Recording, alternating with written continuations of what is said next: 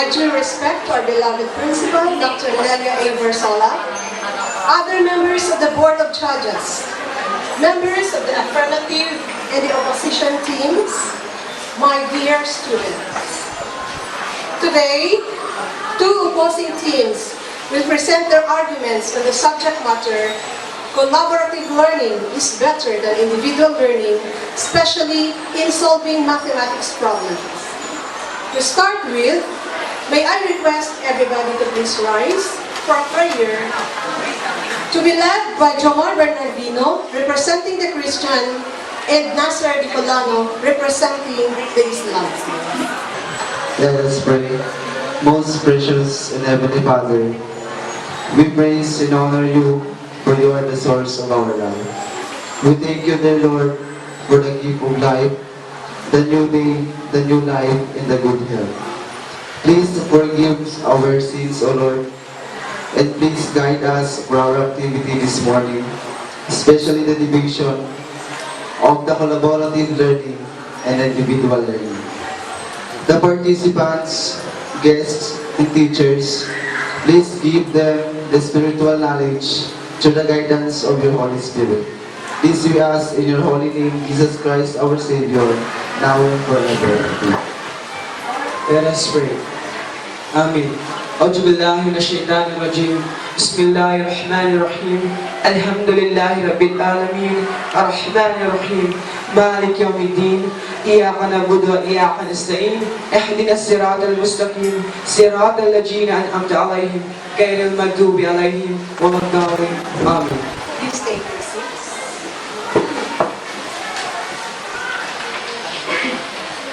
Now, may I give the floor to our moderator, Jubilee Pellegrino.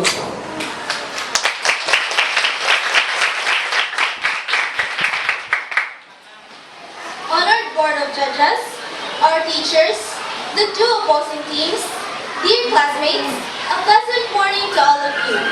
I am Jubilee Pellegrino, your chairperson, and Mansur Samaon is your timekeeper. I call this debate to order. I am pleased to welcome you all to this event.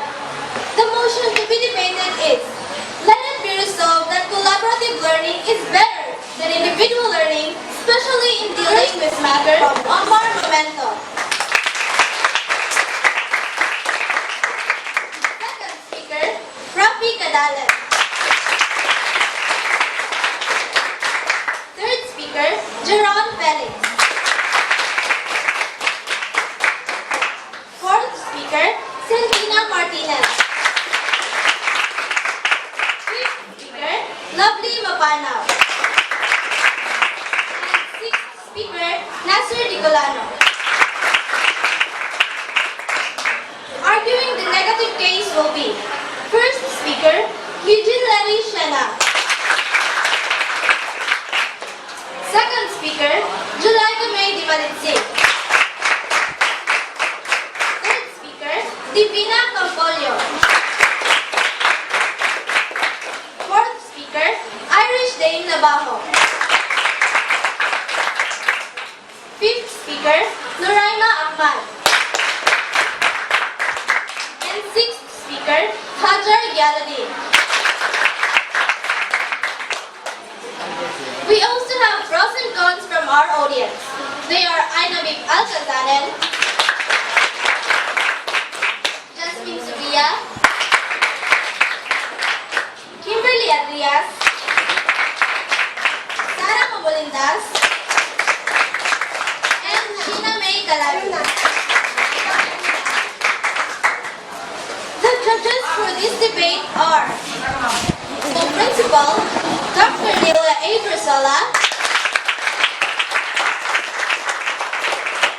Vice Chairman Mrs. Merlin M. Magulo, and our English teacher, Mrs. Eloisa R. Agni. Each debater will be given 2 minutes to deliver their arguments. And at this juncture, let us welcome Omar Momento, the first speaker from the affirmative team. Let's give him a round of applause.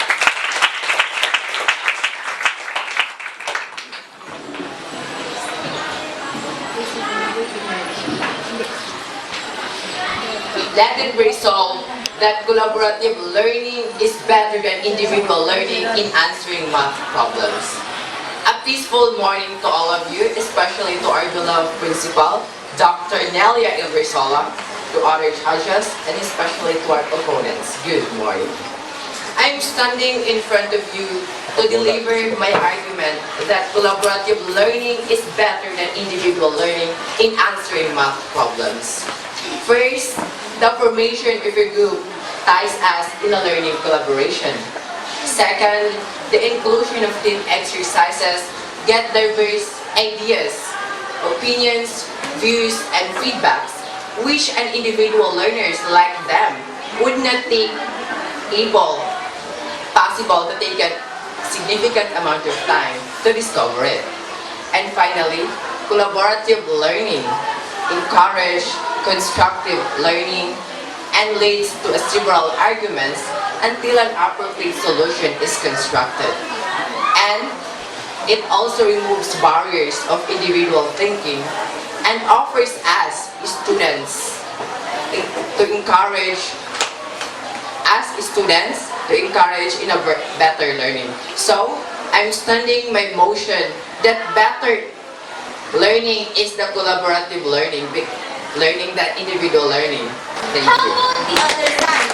So now let us welcome Eugene Shena, the first speaker from the opposition team. Let's Good day to all of you, especially to our beloved principal, teachers, classmates, and opponents. I'm here to stand that individual learning is better than collaborative learning in solving math problems. Individual learning is an instruction method in which students work individually at their own rate and level. It is often linked with other approaches to learning such as personalization, student-centered learning, and ownership of learning. In individual learning, student does not merely involve in working individually and stress. It is an important role teachers can play in enabling and supporting individual learning. In individual learning, you can work at your own level and rate, while collaborating cannot.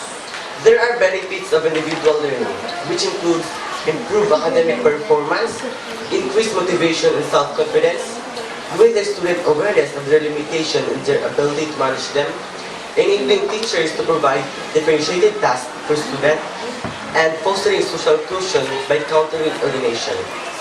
In individual learning, it is not how to be selfish. It's how about you mold yourself to solve and face problems with your own idea and knowledge.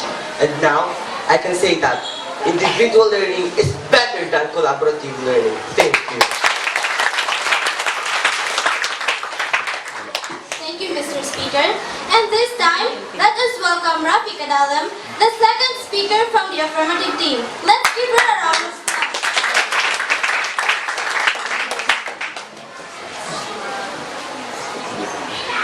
To our honorable judges, classmates, friends, and to our opponents, good morning. Answering word problems in mathematics individually is very difficult because sometimes there is no person to help you in solving it. How can we resolve this problem? For me, I can resolve it by using collaborative learning style. Because in collaboration, two or more persons learn or attempt to learn something together. It is based on model that knowledge can be learned within a population where members actively interact by sharing experiences. It can give opportunity for students to speak their ideas or thoughts for better formulation. It also gives better interaction of students to students. Those are the reasons why I want that our math teacher will continue using collaborative learning in our class. Thank you.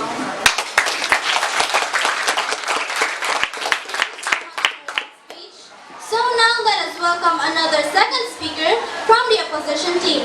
Let's give a hand to July Tumay Dimalitsi.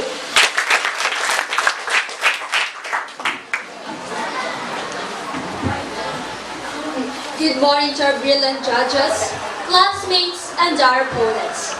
I am here in front of you to explain why I'm opposing that collaborative learning is better than individual learning? Individual learning requires students to manage their time. Teachers should spend time teaching study skills if necessary and should always provide a structure with individual learning. Grading upon assignments in an individual learning is normally straightforward. Students know how teachers grade and what is expected upon assignments. Grading upon assignments in an individual work is normally straightforward. Teachers are comfortable grading individual work. Individual learning is used more often and this clear-cut handling occurs, depending on an individual's motivation and interest in a particular subject that will determine how they would learn. The goal is for students to become an independent and be able to think by themselves without the help of others. Based on my findings, I am convinced that individual learning is better than collaborative learning. Thank you. Well done, Ms. Speaker. And now let's hear what the next speaker will say.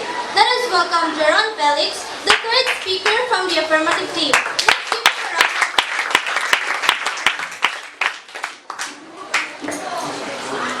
To our honorable judges, teachers, classmates, and to our opponents, good day. Have you ever tried copying the answer of your classmate, especially in math? We can't deny, and we should not deny, that sometimes we are cheating the answer of others. It is because we are lack of knowledge to answer a question, especially word problems. That's why I agree with collaborative learning in answering word problems in math, because I'm learning much in it. There are so many benefits of collaborative learning, such as it permits opportunities to connect the content to real life. Students are often hesitant to speak up, offer opinions, especially in very large classes. Students can provide real-life examples of the content being discussed, thus increasing the relevance of learning. Next, build self-esteem in students. Students help each other as the discussion occurs. Students are more likely to respond to the whole class after discussing thoughts with a partner. Then, provides for social interaction skills, greater acceptance of others, and a greater sense of community in the class, in part by addressing learning style differences. Students may even begin to create study groups for a greater learning. These are some of the proofs that collaborative learning is much better than individual learning. Mr. Speaker. This time, let us welcome Divina Campolio, the third speaker from the opposition team. A round of applause for her.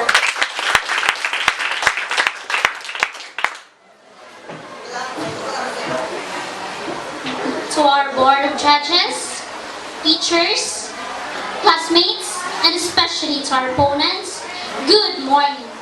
I am here in front of you to explain further why individual learning is better than collaborative learning. Number one reason is, I am free to answer what I want. Number two, I can measure my capacity in doing a certain job like assignment and or solving. Number three, I will become independent and prove to myself that I can do the job alone. Number four, I will gain self-confidence. Number five, I will be rated or graded according to my performance. And number six, my teachers can easily choose the best student performer in their class. David Gobb stated that for true learning to take place, we need to have an experience. Reflect upon this experience, make sense of it, and finally apply our theories in our lives by planning what we would do next time if we were in the same or similar situation. These are only few of the reasons why I agree that individual learning is better than collaborative learning. Thank you.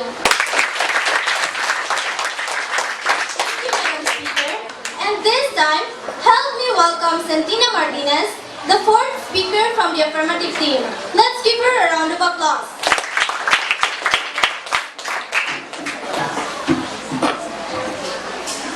And nice day to all of us, especially to our board of judges, teachers, classmates, and to our opponents. Good day. In the classroom, students challenge their ability to understand and adopt the lesson quickly. These problems can lead to a question. Is collaborative learning better than individual learning? For me, it's a big yes, because collaborative learning is a situation which two or more people learn together, sharing experiences and ideas, asking one another information, and evaluating one another's idea. Collaborative learning can help students to learn quickly on how to solve the problem as a group, like word problems and math. More ideas can be generated, greater diversity of opinion can be gained, greater opportunity of sharing skills and idea and knowledge, and learners get to know each other better. If we can generate all ideas from all members of the group, then we can more understand our lesson. So, what do you think? Because our group choose the right decision and we defend for it. Collaborative learning is much better than individual learning.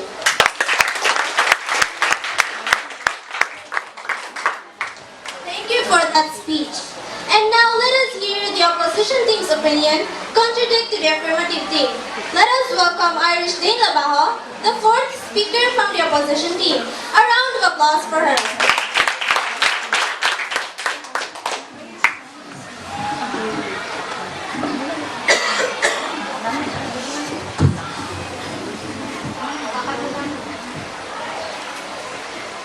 Good morning, supportive teachers, honorable judges, and to our opponents. I am here to admit that individual learning is better than collaborative learning, especially in solving math problems. What are the benefits of individual learning to students?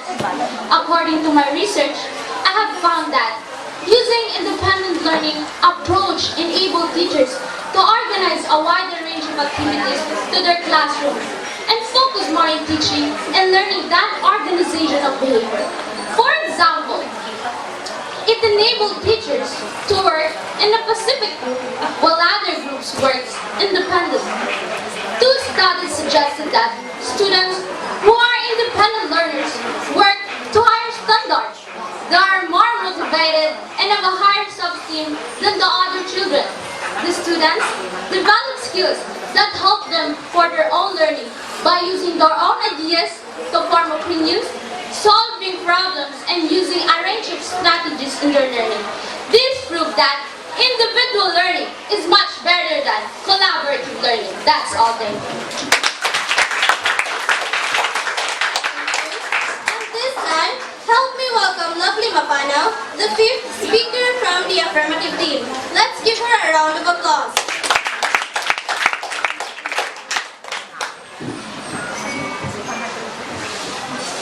Good morning to all of you, especially to our opponents. I'm here in front of you to explain and defend that collaborative learning is better than individual learning. By the way, what is collaborative learning? According to my research, it is done by two or more learners. Or in other words, it is a group work and everyone is making effort to do the test. Collaborative learning also has many advantages in the learning process of a student, especially in solving word problems in math.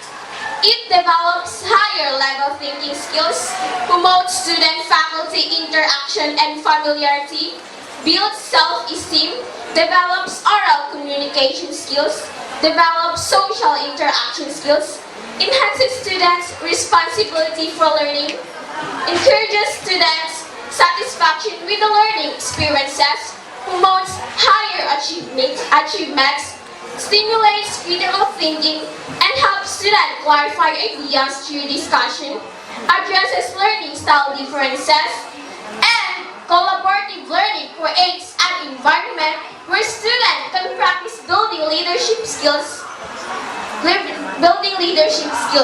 So, I'm standing in my motion that collaborative learning is much better than individual learning. Thank you. That was a convincing one, Miss Speaker. Can the opposition team also convince us? Let us find out by welcoming Noraima Ahmad, the fifth speaker from the opposition team. Let's give her a round of applause.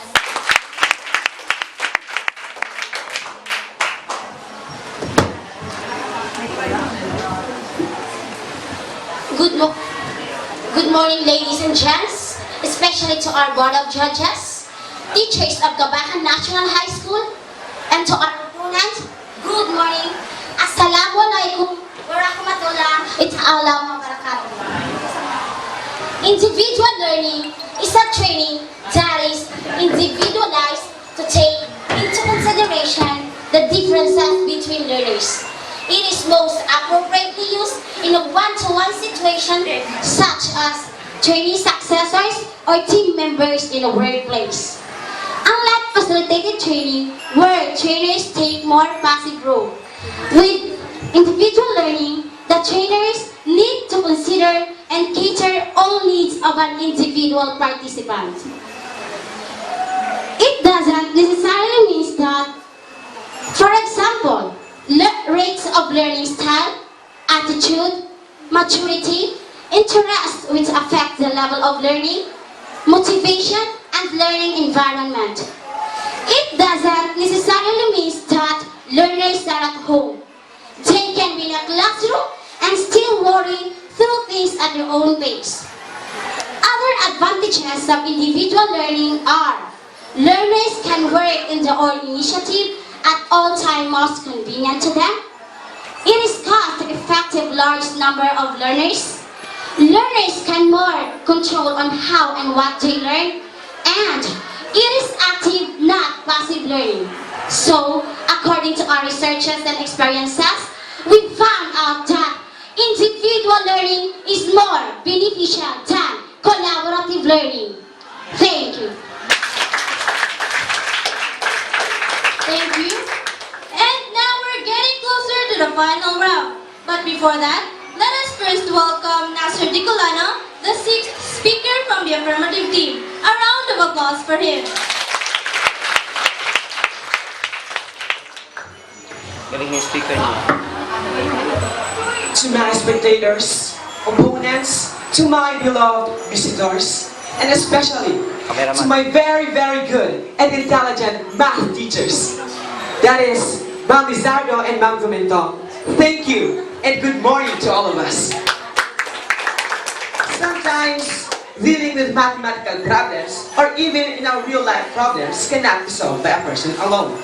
We would probably need the help of our comrades, friends, and anyone we thought that they could help us. We need them to solve in order to arrive to the correct result. Yes, collaboration. Collaboration can make students to create a greater learnings with the help of their groupmates. Students who teach or tutor each other can help them to know each other and how to better communicate each other in order to gather or to obtain more learnings about their current lessons.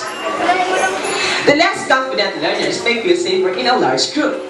Decisions made are collaborative, it builds ownership of issues, solutions, and the large group can be fun to work with.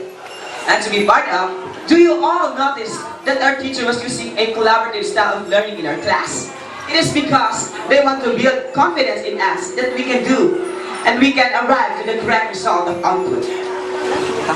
So, what more do we want when we already know the advantages of collaborative learning? I encourage my listeners and especially to my opponents to join with us. Just like what my teacher said, let us learn together and we will be happy together. Again, thank you and good morning to all of us. And for the last but not least speaker, let us welcome Hadra Galadi, the sixth speaker from the opposition team. Let's give her a round of applause.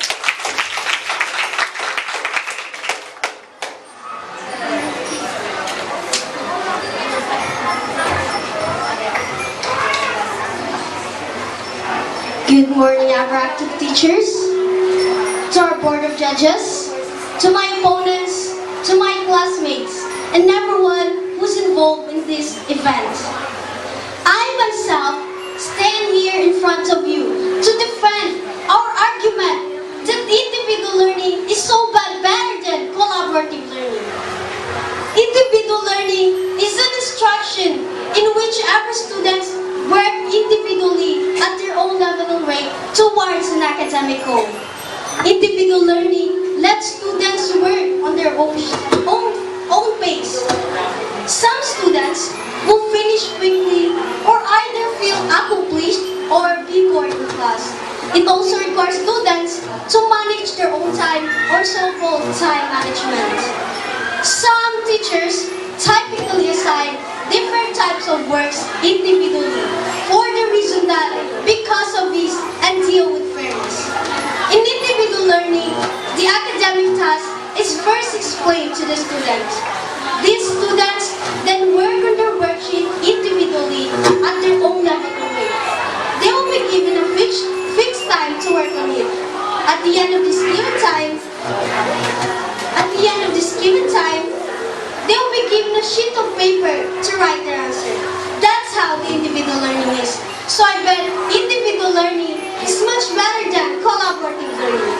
And we, the individual learners, wanting you to become our allies in fighting individual learning against this collaborative learning, for it is the best. That's all, thank you. Well done, Madam Speaker. There will be 2-minute break for the preparation of the rebuttal session. The members in each group will have the buzz activity. After the break, rebuttal will follow. Each member from every group will be given 30 seconds to ask questions and another 30 seconds to defend their side until all the members participated in the rebuttal.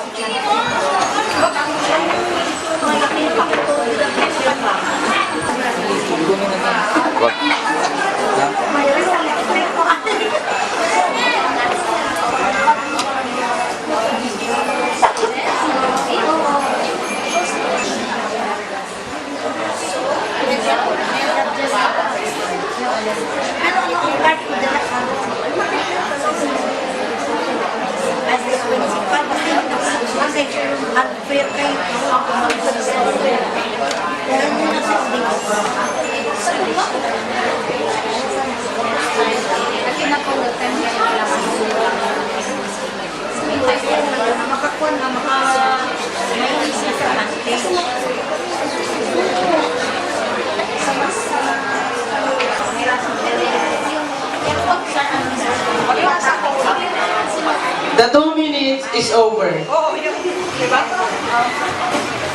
And for the rebuttal, I'd like to call on Eugene Shena from the opposition team.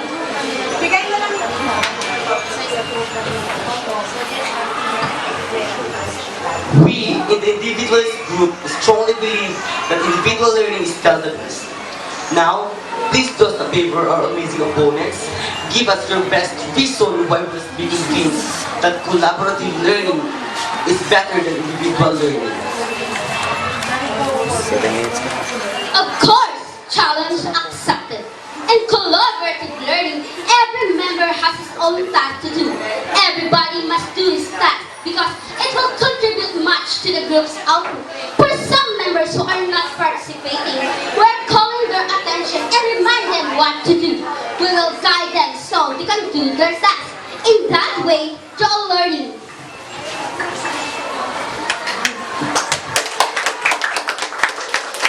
The second question would like to throw on our brilliant opponent is the grades to be reflected in the card is individual and it is based on individual performance.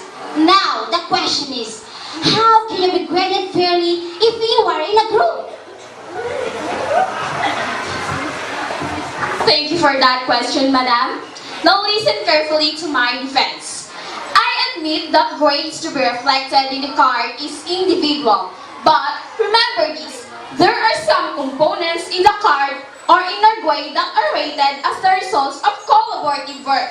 And it could really help to obtain to the low performer members to obtain passing or higher grades. Do you agree? No, I'm not satisfied.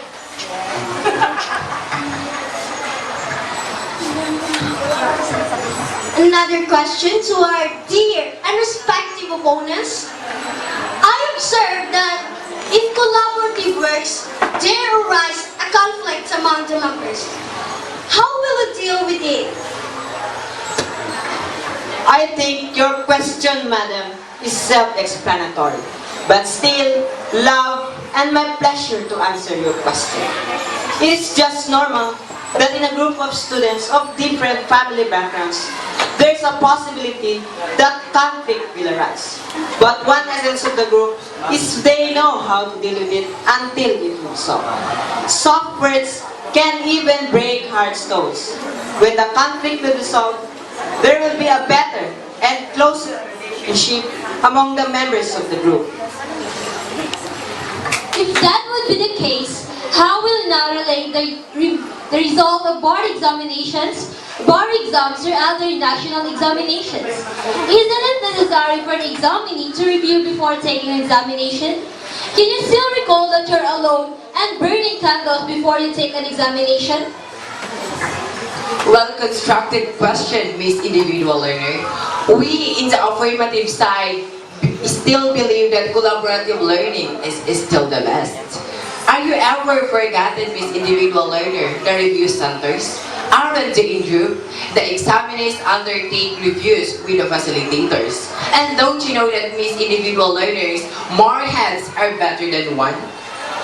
That best answers and outputs are products of collaborative learning. What we eat, what we wear, how we go to school, how we go to our home, we need the help of others. Right, Mrs. Speaker? Any more clarification and questions? So, Nance, to my respectable opponents, be it resolved now that collaborative learning is better than individual learning in answering math problems. Thank you.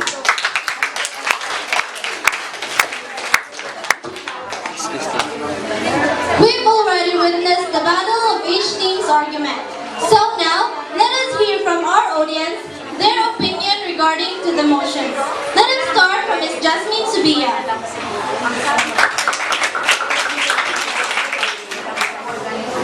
First of all, good morning. I am very engaged what this group fighting for because collaborative learning help us to analyze the problem easier.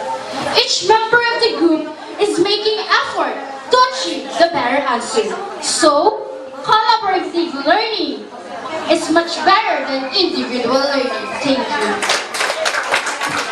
How about from Kimberly Adrias? To everyone, I agree on individual learning because I can be on my own style of learning, experimenting, and I would push myself to learn by my own and not to depend to others. That's all. Thank you. From Sara Mabolindas. Assalamualaikum and good morning to all of us. In my own opinion, collaborative learning is better than individual learning. Because in collaborative learning, if you can understand the problem, you can ask your groupmates so that you can deeply recognize what is the problem all about. I can say because I've already experienced this kind of situation, and that's all. Thank you. From Arna B. Alcabaran.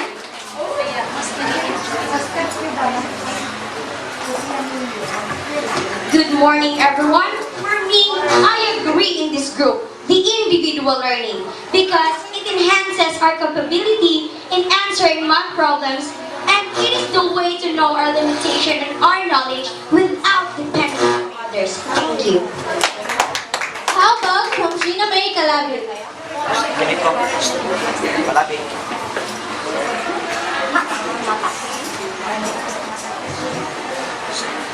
Good morning, everyone.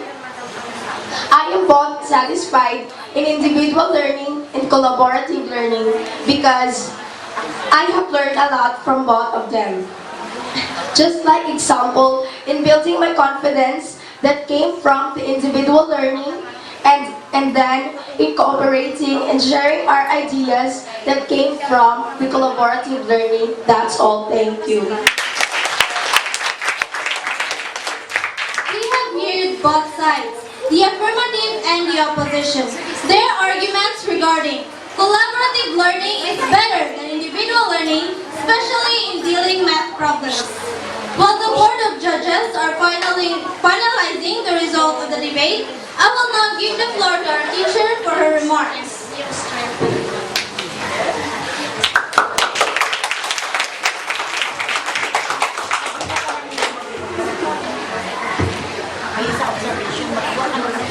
While waiting for the result of the debate, I would like to extend my heartfelt gratitude to the characters of the affirmative team and the opposition team for sharing their God-given talents that contributed to the success of today's debate. I want also to extend my gratitude to our beloved principal, Madam Nelia Ibersola, for the overflowing support. For without her, we have not gone this far.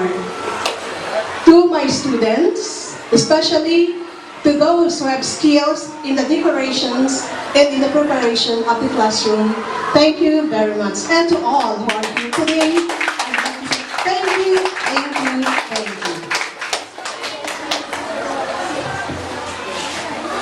you. May I now give the floor to the chairman of the Board of Judges, Dr. Nelia A. Persona, to announce and declare the result of the debate. Good morning, everyone. To the affirmative team and to the opposite team, to the teachers, especially to your mathematics teacher, Miss Cresencia Gomintong, I would like to give my appreciation to your teacher in mathematics who have exerted effort as what we have observed this morning. And I won't believe that you have gone this far.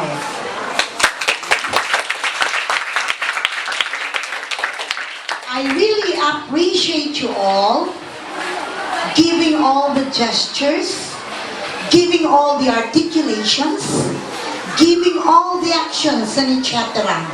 in delivering today's debate. I would like first to give this remark that your success, this activity, gives more impact to your teacher in mathematics.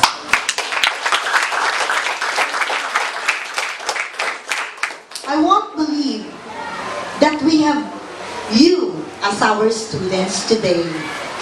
You have a very, very good articulation, good gestures, a very well 21st century students.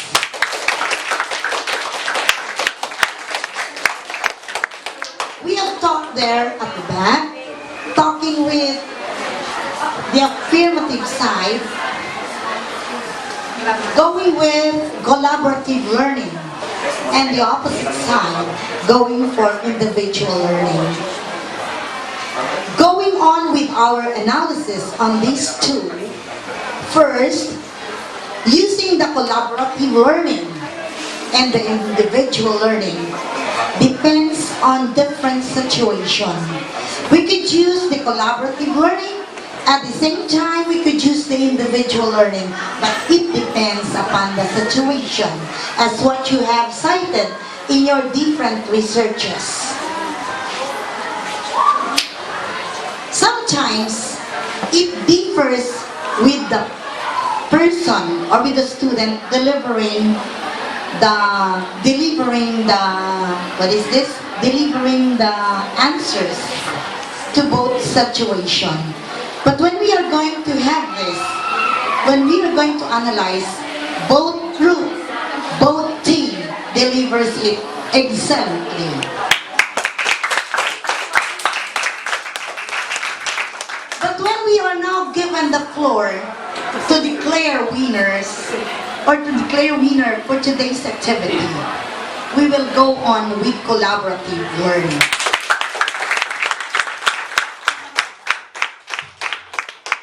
The Department of Education is really motivating or giving the emphasis on collaborative learning, since we all know, we all study, we all work with our team, with each and every one of us. So for today's activity, we are declaring the affirmative side that collaborative learning is better than individual learning.